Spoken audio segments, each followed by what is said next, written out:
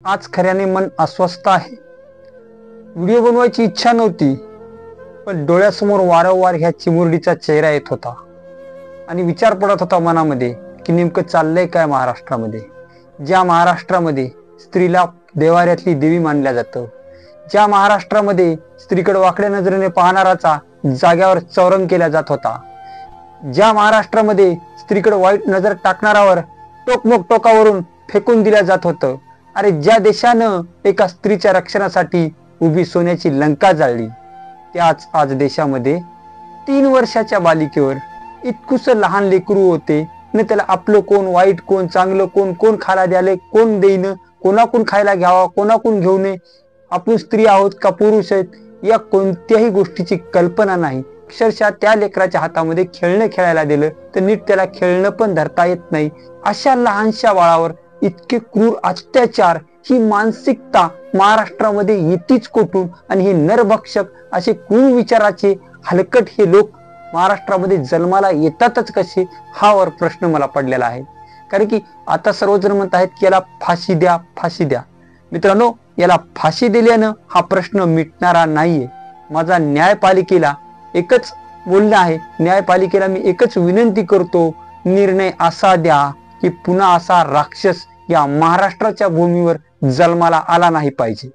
मित्रांनो, आपण गेले 2 ते 3 दिवस झालं पाहलोत की पूर्ण महाराष्ट्र हळहळलेला आहे, पूर्ण महाराष्ट्र दुःखाने व्याकुळ झालेला आहे। हा प्रश्न फक्त नाशिक जिल्ह्याचा नाही, माळेगावचा नाही, प्रश्न डोंगराळी गावचा नाही, हा प्रश्न समस्त स्त्री जातीचा आहे। नेमकी स्त्री जात सुरक्षित आहे का या राज्यामध्ये? अरे इतकुस लहान लेकरू, 3 वर्षाचं लेकरू सुरक्षित नाही तर महिला काय सुरक्षित राहतात?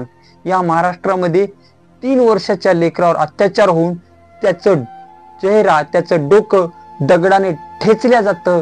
यापेक्षा निर्गुण अत्याचार आणि यापेक्षा वाईट घटना या महाराष्ट्रामध्ये कोणतीच नाही, कोणतीच नाही। मित्रांनो, असं पूर्ण मन आतून हळहळून आले, काय बोलावं सुचत नाहीये।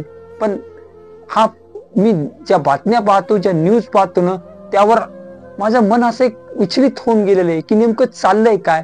इतके दिवस झाले, आज 3 ते 4 दिवस झाले, तरी ही जात आणखीन मोकळा श्वास घेत कशी आहे?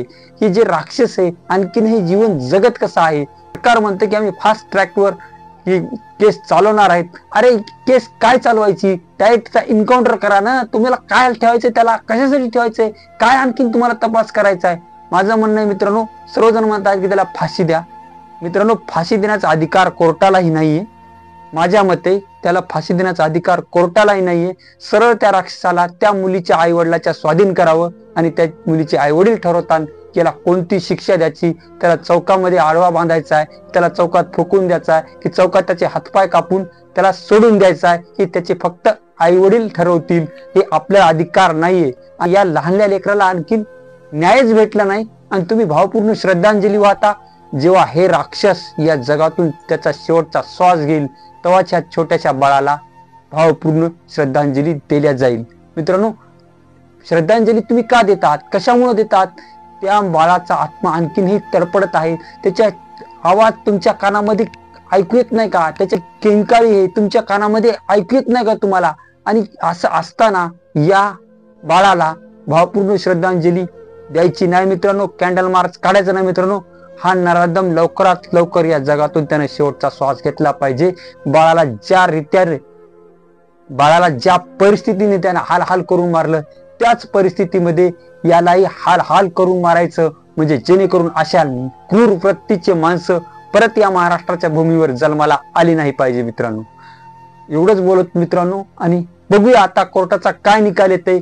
मला कोर्टावर, न्यायपालिकेवर पूर्ण विश्वास आहे, पण माझं म्हणणं इतकंच आहे की लवकरात लवकर याचा निर्णय लागावा आणि याला कोर्टाने फाशी न देता याला त्या मुलीच्या आई वडिलाच्या स्वाधीन करावं आणि ते ठरवतील याला काय शिक्षा द्यायची। तर याला आडवा कापायचा, उभा कापायचा की जित्ता जाळायचा? तर